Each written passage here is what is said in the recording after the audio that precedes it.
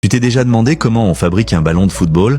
Tout commence par un moule en forme de fleur à 4 pétales que l'on plonge dans du caoutchouc liquide chauffé. Quand on le retire, une fine couche de caoutchouc recouvre parfaitement le moule, formant ainsi la base de la vessie du ballon. Cette pièce est ensuite placée dans une chambre de vulcanisation. Sous l'effet d'une chaleur intense, les molécules du caoutchouc se lient entre elles, le transformant en un matériau solide, souple et élastique. Une fois la vulcanisation terminée, la vessie est refroidie, démoulée, puis on y installe une valve d'air. À ce stade, la vessie est prête à être intégrée au ballon.